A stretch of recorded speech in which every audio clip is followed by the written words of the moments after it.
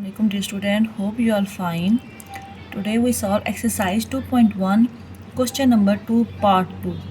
2x का square plus 3x plus 7 is equal to 0।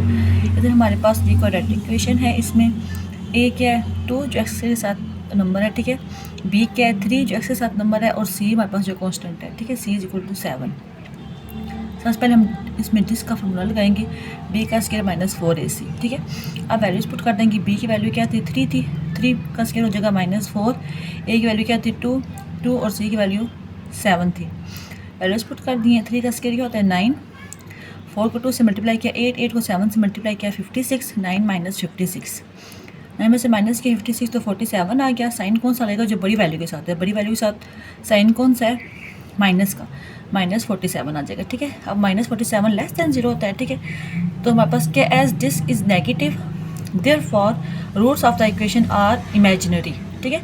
हमारे पास जो है वो डिस्क का आंसर नेगेटिव आ गया है, ठीक है, इसलिए हमारे पास जो उसके रूट्स होंगे वो कम्प्लेक्स होंगे, ठीक है, इमेजिनरी होंगे।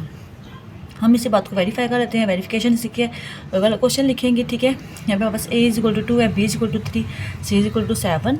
फार्मूला लगा देंगे x is equal to minus b plus minus square root b का square minus 4ac divide by 2a, ठीक है। वैल्यूज पुट कर देंगे, माइनस 3 प्लस माइनस b की वैल्यू माइनस 3 का स्केयर माइनस 4, a की वैल्यू 2 थी, c की वैल्यू 7 थी डिवाइड बाई 2 और a की वैल्यू क्या थी 2। वैल्यूज पुट कर दी। अब देखिए माइनस 3 प्लस माइनस 3 का स्केयर 9 आ गया। ऐसे ही हमने इसको मल्टीप्लाई किया 4 को 2 से 8 और 8 को 7 से, तो 56 आ गया डिवाइड बाई 4 आ गया, ठीक है। अब देखें x is equal to minus 3 plus minus, अब स्केयर रूट माइनस 47 आ गया ना, ठीक है। इन दोनों को माइनस किया डिवाइड बाई 4 से, क्या मतलब है कि माइनस जब अंडर रूट में आ जाता है तो हमारे पास एयोटा बन जाता है। एयोटा क्या है, कम्प्लेक्स है, तो हमारे पास रूट्स के क्या आ गए हैं इमेजिनरी, 10 रूट्स आर इमेजिनरी, ठीक है। यहाँ पे हमारा पार्ट जो 2 जो है वो कम्प्लीट हो जाता है। अब पार्ट 3 की तरफ चलते हैं।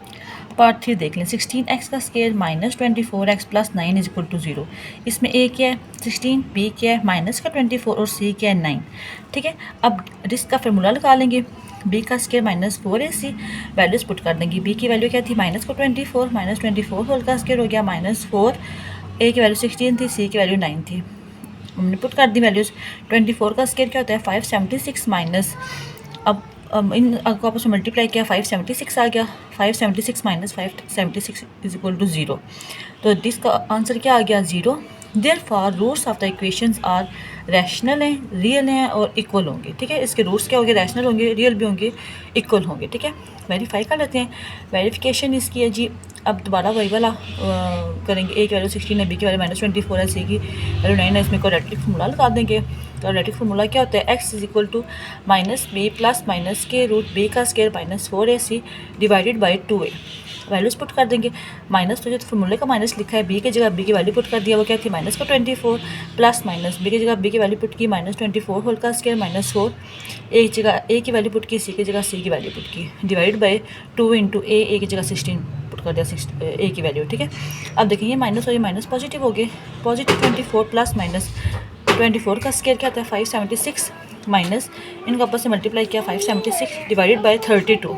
अब 24 प्लस माइनस इन दोनों का माइनस क्या 0 आया, square root 0 divide by 32, square root 0 इसको इज इक्वल टू 0, ठीक है। 24 प्लस माइनस 0 डिवाइड बाई 32। अब अगर 0 को प्लस करेंगे तो भी 24 आएगा, 0 को माइनस करेंगे 24 के साथ तो भी 24 ही आएगा, ठीक है। 24 plus 0 is equal to 24 divide by 32, 24 minus 0 is equal 24 divide by 32, ठीक है। उसके बाद हमने 8 से डिवाइड कर दिया, 8 3 टाइम 24 होता है, 8 4 टाइम 32 होता है, ठीक है। तो 3/4 और 3/4 आंसर आ गया। The roots are rational, real and equal, ठीक है। हमारे पास यहाँ पे पार्ट 3 भी कंप्लीट हो जाता है। आई होप सो आपको दोनों पार्ट समझ आ गए होंगे।